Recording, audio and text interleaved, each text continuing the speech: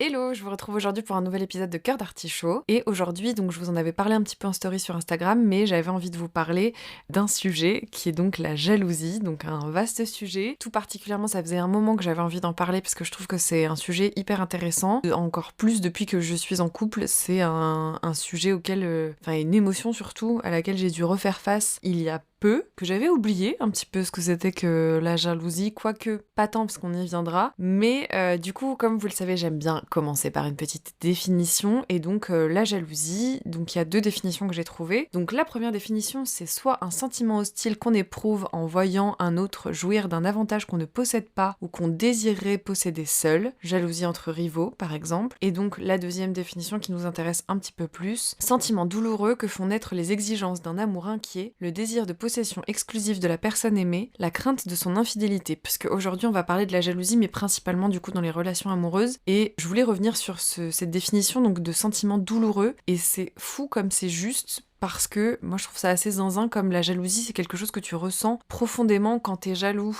et que t'as déjà ressenti de la jalousie, pour ceux qui en éprouvent, parce que je sais et qu'on est tous très inégaux face à la jalousie, et tant mieux, il y a des personnes qui ne sont absolument pas jalouses en couple, vraiment, expliquez-moi votre secret parce que je ne comprends pas, c'est encore quelque chose qui m'échappe, mais bravo à vous, vous êtes des super-héros pour moi. Hein. Mais du coup, cette notion de sentiment douloureux, je trouve qu'elle est hyper juste, parce que quand on est jaloux, c'est quelque chose qu'on ressent profondément dans son ventre, on a le cœur qui peut battre beaucoup plus vite, mais il y a vraiment cette espèce de torsion dans le ventre, c'est désagréable, c'est douloureux à ressentir. Généralement, on n'aime pas être jaloux. Quand on sait qu'on peut être jaloux, c'est pas un sentiment qu'on aime, moi en tout cas j'aime pas être jalouse, même si je sais que je le suis, parce que, on en y viendra, mais c'est aussi soit parce que j'avais pas confiance en mes partenaires avant, soit aussi maintenant plutôt parce que moi je manque encore de confiance en moi. Mais donc ça fait naître les exigences d'un amour inquiet, c'est déjà ça, des fois c'est comment dire, les attentes qu'on peut avoir vis-à-vis de quelqu'un qui font que on peut être un petit peu déçu de par son comportement et qu'on va espérer que cette personne soit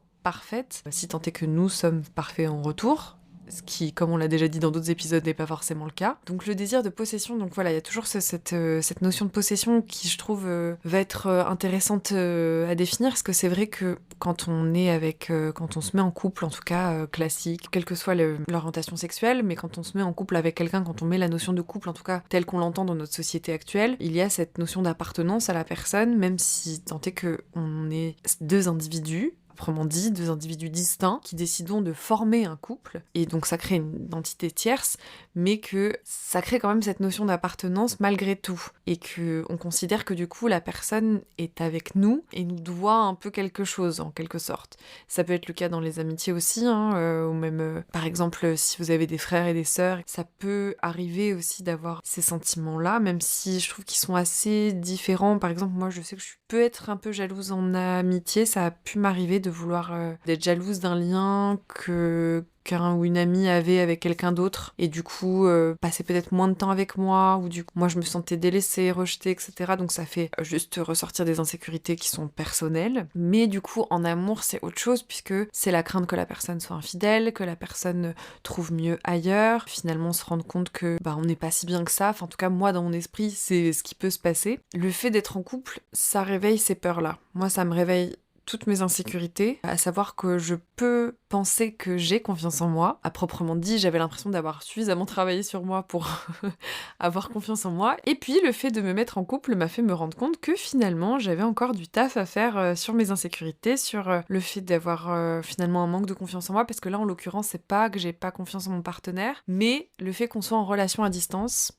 ça active d'autant plus ces peurs-là. Parce que je sais qu'on n'est pas régulièrement ensemble, que du coup il y a des phases où chacun va vivre de son côté, comme lui il me fait confiance, moi de mon côté. Je disais donc, le fait d'être en couple, ça réveille des insécurités, en tout cas pour ma part, moi qui pensais avoir suffisamment travaillé sur ma confiance en moi, même si je sais ce que j'apporte dans la relation, que voilà, je suis quand même une chouette personne et que c'est quand même cool d'être en couple avec moi, quoi. En gros, il y a quand même toute une partie de moi qui est là en mode mais ça se trouve il va trouver mieux, est-ce que je suis vraiment la personne qui lui correspond, est-ce que finalement est-ce que c'est vraiment moi qui est là avec qui il a envie d'être, est-ce qu'il va pas trouver mieux, est-ce qu'il va pas finalement succomber aussi à la tentation, parce que la tentation elle est partout, d'autant plus avec les réseaux sociaux. Et d'une, je trouve que c'est vraiment un piège pour la jalousie, parce que on va parler par exemple de la série You, bon là c'est un niveau hein, c'est hors la loi, hein. Ce qui se passe dans cette série, on est d'accord, il tue des gens, il est en train de suivre des gens, il harcèle des gens, il les stalk à un niveau qui sort de toute catégorie, on est bien d'accord avec ça. Mais, enfin, je l'avais déjà exprimé dans un précédent épisode, mes amis m'appellent le FBI parce que quand je veux savoir quelque chose sur les réseaux sociaux, j'arrive très facilement à trouver les informations. Et il peut m'arriver de stalker pour savoir tel ou tel truc. Je suis quelqu'un de très curieux, de manière générale, dans toutes les situations. Par exemple, j'aime bien savoir ce que des personnes que j'ai fréquentées avant, je veux dire amicales ou pas, enfin voilà, deviennent. J'aime bien tout savoir. C'est pas bien, on dit que la curiosité est un vilain défaut, mais en même temps, moi j'ai grandi dans un environnement où on m'a beaucoup caché de choses, où je sentais qu'on me cachait des choses, et j'ai eu envie de savoir ce qui se cachait. Donc du coup, ça a aussi amplifié ces sentiments-là. C'est que moi, j'ai grandi dans un contexte où il y avait des secrets, où il y a pu y avoir des choses pas très claires. Voilà, donc forcément, ça, je me suis construite aussi avec ces peurs-là. Il peut y avoir des choses dont on n'est pas au courant, et j'avoue, ça me panique complètement. En plus de ça, dans une relation donc là, avec la personne avec qui je suis restée plus de 7 ans, cette personne a vécu à l'étranger pendant 1 an, donc on était déjà en distance, on a fait cette relation à distance quasiment pendant 5 ans. Donc déjà, pendant que lui faisait ses études à un endroit, moi je les faisais à un autre. Donc du coup, déjà à ces moments-là, je ne sais pas exactement ce qui s'est passé. Enfin, j'avais appris par la suite qu'il y avait eu un flirt avec quelqu'un de son université, donc ce qui m'avait vraiment, là j'avais l'impression qu'on m'avait arraché le cœur, mais vraiment qu'on me l'avait pris, qu'on me l'avait jeté par la fenêtre et qu'il était sorti de ma poitrine. Vraiment la sensation que j'avais reçue dans mon corps, cette sensation de trahison, de justement j'avais confiance, je faisais confiance, et j'avais dit à cette personne, si jamais tu comptes me tromper ou si tu m'as trompé, je préfère le savoir pour prendre moi la décision de si je souhaite rester avec toi ou pas. Je déteste qu'on me cache quelque chose, vraiment c'est quelque chose, c'est la pire chose au monde, pour moi la pire sensation au monde, c'est la trahison, c'est le fait qu'on te cache quelque chose et d'avoir placé ta confiance en quelqu'un qui finalement va trahir cette confiance. Et on en revient à cette notion d'exigence du départ par rapport aux relations. On se dit que la personne sera fidèle, nous sera loyale, agira comme nous on pense agir dans la relation, et quand c'est pas le cas, c'est douloureux quoi, ça fait vraiment mal parce que tu te dis putain, en fait moi j'avais placé toute ma confiance en cette personne, et cette personne est capable de mettre tout ça à la poubelle et de dire ciao. Et donc cette personne a vécu aussi donc à l'étranger, et j'ai appris par la suite, évidemment cette personne ne m'en a pas parlé tout de suite, et donc a été capable de me mentir droit dans les yeux pendant un long moment. On a emménagé ensemble, enfin bref, ça allait très très loin. Cette personne a pu continuer sa vie tranquillement, alors que cette personne m'a appris par la suite, une fois qu'on s'était séparés, que cette personne n'avait pas été tout à fait honnête avec moi, puisque lors de cette relation à distance, il m'avait trompée quoi. Voilà. Super. Donc du coup, ça remet en question tout le reste, et tu te dis, mais du coup, si ça, il me dit ça, peut-être que ça, c'est un dixième par rapport à tout ce qui s'est passé. Enfin, on n'en sait rien, je n'en saurais jamais rien. Mais le fait est que, donc du coup, ça aussi, cet événement-là, comment dire, a marqué, ça a été un marqueur, et ça a été un événement un peu traumatique pour moi, parce que du coup, maintenant, ça influe dans ma relation actuelle, le fait que de me retrouver en relation à distance, j'ai des peurs qui rejaillissent, même si cette personne me rassure énormément, et merci, parce que je sais que c'est pas évident, et que en plus cette personne cherche à dédramatiser un petit peu pour me faire prendre conscience qu'il n'y a pas de raison que je me sente en insécurité, en tout cas vis-à-vis de lui, et que cette personne n'est pas les partenaires que j'ai fréquentés avant. Mais pour moi c'est encore difficile, et toutes ces petites voix qui viennent te saboter dans la tête et qui font que des fois il n'y a pas de raison d'être, enfin, c'est totalement irrationnel, ce sont des peurs, mais que c'est normal, je pense que c'est humain, et je pense que dans un sens, il n'y a pas vraiment de jalousie saine, enfin, je pense qu'il y a de la jalousie saine dans le sens où si on en parle tous les deux et de ce que ça nous fait sentir, et qu'on cherche à trouver des solutions et à chacun travailler dessus, je pense qu'en ça c'est sain, mais je pense que de manière générale ça prend vite des proportions, notamment avec les réseaux sociaux et tout, où on peut vite se faire des films, on est vite tenté d'avoir des informations qu'on n'a pas forcément le droit d'avoir, et que c'est intrusif, et que l'autre a tout autant le droit à sa vie privée que nous en fait, et que en soi je pense qu'on partage suffisamment pour ne pas avoir à chercher des informations supplémentaires. Mais comme je l'ai dit, j'ai besoin de savoir les choses, c'est terrible, hein. J'ai extrêmement honte d'avouer ça, mais je suis pas fière d'être une stalkeuse pro, hein, vraiment, c'est vraiment pas quelque chose Mais j'en parle, je le dis, la personne est au courant. C'est vrai que les réseaux font qu'on se compare, qu'on se dit que la personne peut trouver mieux, etc. Et c'est un peu ce que dit Angèle dans sa chanson Jalousie, où les paroles disent c'est qui cette fille sur la photo, jalousie me dit qu'elle est belle, elle te veut je crois, ça se voit. Et donc c'est comment notre cerveau va nous tromper aussi là-dessus, sur effectivement comment nous on va se comparer aux autres filles en l'occurrence, parce que du coup moi je suis une meuf, donc c'est de ça dont il s'agit, et que en plus dans la société dans laquelle on est toujours comparés les unes aux autres, à une telle est plus belle qu'eux, une telle est plus intelligente qu'eux, une telle est mieux que nanani, et aussi par rapport à notre corps, comment on peut complexer par rapport à notre corps.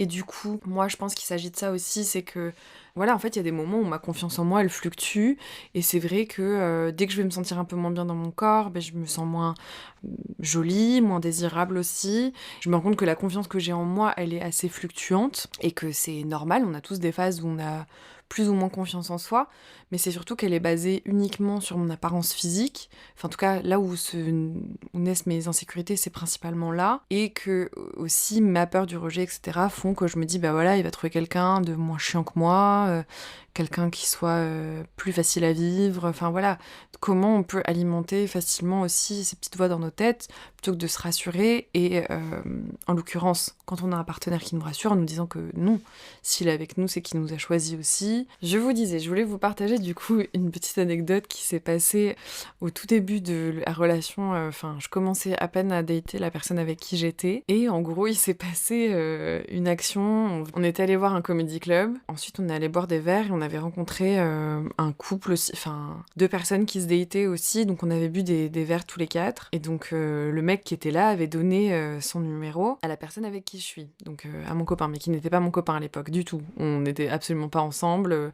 on s'était vu 2-3 fois, bref. Et donc je le vois noter un numéro, et j'avais l'impression qu'il notait un prénom qui s'appelait... Enfin, comme si c'était genre Cassandra. Et je m'étais dit, putain, ah mais le mec s'en bat les couilles en fait. Donc il est en date avec moi, et donc là il est en train d'enregistrer des numéros, parce qu'à l'époque du coup nous on s'est rencontrés par une application de rencontre, c'est important. Et du coup bah généralement quand tu passes de l'application de rencontre à... donc soit Instagram, soit WhatsApp, soit du coup t'échanges par message, donc tu t'enregistres le numéro de la personne. Et du coup moi je m'étais dit, putain en fait donc il est en date avec moi, le gars est en train d'enregistrer le numéro d'une autre meuf, au plus grand des calmes. Vraiment, c'est qui Cassandra, quoi. Vraiment, j'étais vénère et tout. Je me suis dit, bon, allez Clélia, te fais pas de film, ça se trouve... Enfin bref, j'étais en train d'essayer de rationaliser dans ma tête ce que je venais de voir et tout. Et là, je me suis dit, vas-y, prends ton courage à deux mains. On se dirige pour aller manger ensuite ensemble dans la rue. Et là, je me dis, si je le dis pas, je vais être trop mal, et je vais me sentir trop mal, et je vais faire qu'alimenter le scénario que je me suis fait dans ma tête. Donc vas-y, quitte à passer pour une conne, tant pis, je peux pas rester avec ça, donc je vais lui demander qui est Cassandra. Et donc là, d'un coup, vraiment, je lui sors, mais sorti de nulle part, je lui dis, mais c'est qui Cassandra ? Il me dit, mais Cassandra ? Comment ça Cassandra ? Je dis, bah oui, c'est qui Cassandra ? Mais il me dit, mais c'est toi, c'est qui Cassandra ? Il me dit, c'est quoi ce prénom américain en plus et tout ? Je dis, bah je sais pas, toi, dis-moi qui c'est Cassandra ? Il me dit, mais je comprends pas ce que tu me dis. Et donc là, je lui dis, bah tout à l'heure, t'étais en train de noter un numéro sur ton téléphone, et j'ai vu que tu notais Cassandra. Il me dit, mais n'importe quoi. Mais pas du tout. Il me dit, mais c'était pas du tout Cassandra. Il me dit, c'est juste, je n'ai pas retenu le prénom du mec avec qui on était. J'ai pas osé lui redemander parce que je voulais pas paraître impolie. Et donc, cette personne était marocaine et donc venait de Casablanca. Donc, il avait noté Casablanca pour se souvenir de qui était cette personne. Mais du coup, absolument pas Cassandra. Donc c'est resté un running gag après entre nous, parce que du coup, il s'est un peu foutu de ma gueule, ce que je peux comprendre, tu vois, vraiment, je l'avais dit, au risque de passer pour une conne, bah j'ai pris le risque. Mais j'étais contente parce que je me suis dit, il m'a pas pris... Enfin, peut-être qu'il m'a pris un peu pour une grosse folle. Il a plus trouvé ça mignon, parce que j'ai osé lui dire et que j'en ai parlé, et que j'étais pas là en mode, ouais, nanana, alors que d'une, en fait, il me devait rien, mais que, en soi, s'il avait vraiment enregistré le prénom d'une go comme ça, même si on n'était pas ensemble, bah très clairement ce serait plus vu, ça aurait été un peu un manque de respect, malgré tout. Genre, attends d'être chez toi, frérot, quoi. Bref, tout ça pour dire que Cassandra est resté un petit peu un truc mythique, un petit truc marrant, où moi aussi j'en rigole, et je dédramatise cette situation un peu cocasse, il est vrai. Voilà. Parce que même moi, là, de vous le raconter, je me dis, mais c'est honteux. Mais malgré tout, voilà, je suis humaine, je sais que je suis comme ça, je le dis. Je suis pas en train de lutter contre, et même quand j'en parle avec lui, tu vois, je suis capable de dire, voilà, je suis jalouse comme lui a pu être aussi jaloux et se rendre compte que lui non plus n'aime pas cette sensation et ce sentiment. Ce sentiment de possessivité, voilà, d'avoir peur de perdre l'autre, de se rendre compte qu'avec le passé de chacun aussi, est-ce qu'on est ok avec ce passé-là, et que par exemple, lui avait eu une situation de jalousie dans l'autre sens, où moi, par transparence, j'avais voulu lui dire, écoute, voilà, avec cette personne, il s'est passé quelque chose, mais sache que maintenant, il n'y a plus rien du tout. Donc, lui m'avait admis que ça avait été difficile pour lui, parce que forcément, même si moi, il a confiance en moi, et il a confiance en ce que je lui dis, et qu'il s'est rendu compte que j'étais de bonne foi, et que justement, moi, je voulais lui dire, enfin voilà, pour pas qu'il l'apprenne d'une autre manière, pour pas que ça puisse poser un quelconque souci, ça avait été difficile pour lui, parce que forcément, notre imagination travaille très très fort, hein. Franchement, on pourrait tous écrire des putains de scénars de séries, vraiment, ou de films, avec tout ce qui se passe dans nos têtes. Pour ceux qui connaissent et qui comprennent la jalousie, pour ceux qui ne la comprennent pas, eh bien, ça vous donnera peut-être un aperçu de comprendre ce qui se passe dans la tête des gens qui sont jaloux. Et franchement, moi, désolée, c'est vrai que c'est un... Même si j'en ai conscience, c'est pas quelque chose que je contrôle, et c'est quelque chose sur lequel j'essaie vraiment de travailler, et sur lequel ça va beaucoup mieux, malgré tout. Même si je sais que c'est pas encore suffisant, mais vraiment c'est quelque chose avec lequel j'ai envie de m'apaiser, de moi réussir à prendre confiance en moi, parce que ça vient juste révéler ça en fait, que j'ai pas suffisamment confiance en moi, que j'ai peur, et comme la personne aussi en face, avait peur, s'est fait des films dans sa tête, a imaginé d'autres scénarios qui sont comme moi, ceux que j'ai pu m'imaginer. La jalousie n'empêchera jamais le fait que s'il doit se passer quelque chose avec quelqu'un d'autre, de toute façon, jalousie ou pas, il se passera quelque chose. Moi j'essaye de me tranquilliser là-dessus, dans le sens de me dire, de toute façon, les choses se passeront comme elles doivent se passer. Essaye d'avoir confiance un maximum, c'est ce que j'essaye de faire, parce que moi aussi j'ai confiance en lui, en ses intentions, mais ce que j'ai tendance à lui dire, et de par son métier aussi, enfin voilà, il est amené à rencontrer pas mal de personnes dans le cadre de son métier, mais du coup j'essaye de me dire, voilà, de toute façon, il y a une putain de punaise dans ma chambre qui vole, vive la campagne, j'ai eu peur, pardonnez-moi, c'était ridicule. Vraiment ridicule, mais bon, soit. Mais sortez, madame. C'est pas pour dramatiser quoi que ce soit, mais au contraire de dire, j'ai pas de contrôle là-dessus. Moi, la seule chose sur laquelle je peux avoir du contrôle, c'est comment moi je suis dans la relation, d'exprimer mes besoins, d'exprimer à la personne que j'ai besoin d'être rassurée. J'ai un souci qui n'en est pas un en soi, qui devrait être plutôt une bonne chose, c'est que je sens quand on me ment. Voilà, j'ai une très bonne intuition, donc je sens quand on me cache quelque chose, c'est terrible, hein, parce que dans un sens, genre quand je capte un truc, je ne peux pas l'occulter, puisque je le vois et je le sens. Il faut arriver à faire la différence entre la réalité et notre parano, et rester dans la réalité, justement, rester ancré dans le présent et pas dans un futur éventuel. Je voulais vous partager une petite histoire qui m'a été racontée et que je trouvais intéressante de partager, notamment avec les technologies qu'on a maintenant. Je sais par exemple qu'il y a des couples, pour des raisons de sécurité déjà de base, se partagent leur position, leur localisation. J'ai un peu de mal avec ça. Je me dis qu'à des moments précis, pourquoi pas partager sa position si on se sent en insécurité et que du coup on souhaite, nous, de notre plein gré, partager notre position à ce moment-là. Mais de manière générale, j'ai du mal avec le fait d'être contrôlée, de me sentir épiée, ce qui est un peu paradoxal, puisque du coup je disais que moi je pouvais stalker sur les réseaux sociaux, bref, mais ça c'est des proportions que je trouve acceptables, qui ne le seront pas pour plein de gens, hein, je l'entends très bien. La personne est au courant, hein, c'est-à-dire que tout ce que je dis là, c'est pas quelque chose qu'il va apprendre, c'est quelque chose que tout le monde sait, c'est de notoriété publique, tout le monde sait que vraiment, voilà, je suis un peu Joe Goldberg, mais tranquille quoi, mais chill. Non, je rigole. Vraiment, ne pas prendre au premier degré ce que je suis en train de raconter, qu'on soit clair. Je ne fais rien d'illégal. Vraiment, tout ce que je fais est légal, mais moralement discutable. J'entends. Donc je voulais vous partager une histoire qui m'a été racontée, donc par rapport à ce sujet de la jalousie. Une personne me parlait de sa relation, comme quoi son compagnon était génial, vraiment un chouette type. Elle était en train de dire à quel point il était formidable et tout. Mais cette personne, donc, avait décidé de mettre un AirTag sous sa voiture pour savoir... Donc évidemment, cette personne n'était pas au courant qu'il y avait un AirTag sous sa voiture, sinon ce serait trop facile. Et donc là, moi je trouve que ça pose vraiment question, parce que du coup la personne l'appelait toujours pour savoir où elle était. Donc déjà, non, hors de question. Enfin, c'est-à-dire, on en discute, quoi, mais jamais de la vie tu m'appelles pour me dire t'es où, à quelle heure tu rentres et tout. Enfin, on se calme. Juste, on en discute normalement. Cette personne, donc, voulait vérifier si la personne était bien à l'endroit du AirTag.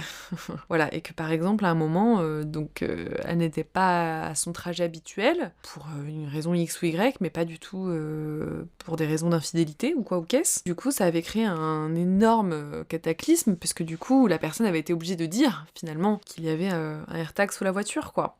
Et là, moi, je trouve qu'effectivement, ça prend des proportions pas ok du tout parce que ça atteint à l'individualité de la personne, enfin c'est un manque de respect parce que du coup c'est pas du tout partagé ni consenti et que effectivement bon il y a des couples qui comme je disais qui se partagent leur localisation mais c'est leur choix, enfin c'est pareil, c'est consenti aussi, mais voilà, à partir du moment où c'est fait en cachette, où c'est, je trouve ça malsain de ouf. Par exemple, j'ai fait des choses dont je suis pas très fière, à savoir que j'ai fouillé dans les téléphones quand j'avais des doutes de certains compagnons, ce que je ne fais pas du tout avec mon bon compagnon actuel parce que je n'en ai pas l'envie ni le besoin. Bref, et que en plus de ça, si j'avais besoin de voir quelque chose, la personne me le montrerait, voilà, tout simplement, parce que la personne n'a rien à cacher. Pour ce qui est par exemple de ma relation où la personne m'a trompée, où était pas claire et tout, malgré le fait que je sentais qu'il y avait un souci, me disait que j'étais folle, que c'était moi qui étais parano, que j'avais un problème, que... Donc forcément, comment dire, ça aide pas trop à la confiance en soi, parce que c'est vrai que moi je me disais, oui, bah ouais, c'est moi qui ai un souci, c'est vrai, j'en fais trop, faut que je me calme et tout, alors que non, en fait j'avais raison de m'inquiéter pour le coup, bref, et j'avais... Non mais je suis pas fière du tout. Vraiment ne faites pas ça. Je ne vous incite absolument pas à faire ça, loin de là. C'est juste pour vous partager mon expérience et pour vous expliquer à quel point la jalousie c'est nocif, malgré tout. Voilà, que ce que je vous dis c'est que c'est pas un sentiment agréable, c'est pas un sentiment qu'on a envie d'alimenter, que je ne vous encourage pas à alimenter, bien au contraire, mais que je vous invite à travailler dessus pour calmer les angoisses, les insécurités, à en discuter avec votre partenaire, à exprimer que vous avez besoin d'être rassuré sur tel ou tel sujet, exprimer vos doutes, voilà, à dialoguer plutôt que de vous enfermer dans votre tête et d'en arriver à ces extrêmes-là qui ne sont pas bons. Donc moi, en l'occurrence avec cette relation-là, j'avais donc pris le téléphone de la personne, je ne sais pas comment j'avais son code, donc je commence à fouiller dans... Sachant très bien que c'était pas bien, puisque après, quand cette personne m'a demandé comment j'étais au courant de ça, bah je lui ai dit bah... J'ai fouillé dans ton téléphone. Bon, de toute façon, lui, il s'est retrouvé merdeux aussi, parce qu'il savait qu'il avait merdé dans tous les cas. Mais cette personne communiquait encore avec son ex, et lui disait à quel point... lui disait que bon, il avait rencontré quelqu'un, que c'était bien sympathique, mais qui se faisait un peu chier, quoi. Que lui disait, mais c'est pas comme avec toi. Bon, bah écoute, frère, retourne-y, quoi, qu'est-ce que tu veux que je te dise? Et qu'il parlait à 1000 autres personnes, du coup, des applications, et j'étais là en mode, frère, allez, c'est bon. Ciao, merci, bonsoir, mais du coup, ça dégage de chez moi. Depuis, j'ai évolué, j'ai grandi, j'essaie de communiquer plus, avec du travail sur soi, avec de la confiance, avec de la confiance en l'autre, avec du dialogue avec son partenaire, on peut évoluer sur le sujet de la jalousie et devenir de moins en moins jaloux. Même si effectivement, voilà, un petit truc de oh bah voilà, je pas trop, enfin ça ne veut pas dire non plus. Moi en fait c'est ça, c'est que c'est pas la porte ouverte à toutes les fenêtres non plus si j'étais moins jalouse, dans le sens où ça veut pas dire que demain frère tu vas, je sais pas, faire un truc que je trouve pas ok par rapport à moi, ma vision du couple et de comment je l'entends, parce que j'entends bien qu'il y a des personnes pour qui, il y en a pour qui c'est totalement ok. Voilà, il y a plein de, on va dire entre guillemets, de cas particuliers, mais que si l'un et l'autre on est ok dans notre vision du couple et qu'on cherche pas à faire du mal à l'autre, etc.,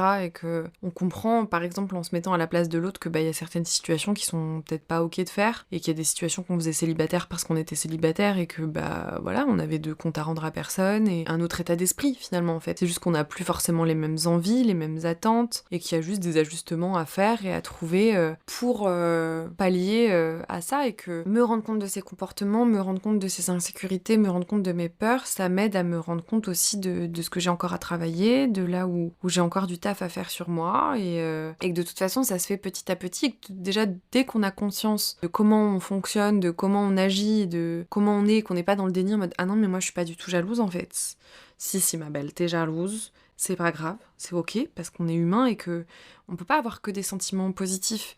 Voilà, qu'il faut arriver. Moi, en fait, c'est ça aussi, c'est d'arriver à m'apaiser avec le fait que, c'est vrai, le fait d'être jalouse et de me dire, voilà, j'ai pas confiance en moi, ça me faisait me sentir extrêmement vulnérable, dans le sens où je me sentais un peu faible, quoi, et que du coup, je me disais, du coup, je serais moins désirable, on va moins m'aimer, parce que si j'ai pas confiance en moi, voilà, c'est un cercle vicieux qu'il ne faut pas alimenter. Au contraire, se dire que, voilà, je sais ce que j'apporte dans la relation. Si la personne, elle veut être avec moi, elle sait quelles sont les conditions, entre guillemets, elle sait ce que je veux, elle sait ce que je cherche, et que, si elle décide de trahir, entre guillemets, ce contrat tacite qu'on a entre nous, qui font que c'est les bons termes pour qu'on mène à bien une relation pérenne et sereine, voilà. Si cette personne décide de rompre les termes du contrat, c'est son problème au final. Putain, je suis fière de moi parce que... Alors maintenant, il s'agit d'appliquer tout ça, parce que moi, ma problématique, c'est que je comprends très bien les choses. Il faut que j'arrive à les appliquer après. Donc les jaloux et jalouses anonymes, je vous comprends. Sachez que si vous avez un ou une partenaire jaloux, jalouse, jaloux, bref, vous avez compris, essayez de communiquer avec cette personne et de ne pas lui dire mais t'es folle, mais y a rien, d'invalider ses ressentis en gros parce que ça révèle de peur et d'insécurité où il y a généralement simplement besoin d'être rassuré. Je sais que ça peut être chiant, je sais que on se dit mais la personne ne se rend pas compte de à quel point il ou elle est important pour moi. Ben non, des fois non, on a du mal à se rendre compte de ce qu'on peut représenter pour l'autre personne et de se dire qu'effectivement ce que nous on fait, est-ce que l'autre personne a les mêmes intentions que nous, et même si on imagine que la personne a des bonnes intentions, eh bien des fois ça peut ne pas être le cas. Voilà. Sur ces belles paroles, du coup, moi je vous dis à très vite pour un nouvel épisode de Cœur d'Artichaut. J'espère que cet épisode vous aura plu. N'hésitez pas à le partager autour de vous, n'hésitez pas à noter le podcast sur la plateforme sur laquelle vous l'écoutez et à vous abonner aussi. Moi ça m'aide, et donc merci pour votre soutien et je vous dis à très vite pour un nouvel épisode. À bientôt. Salut.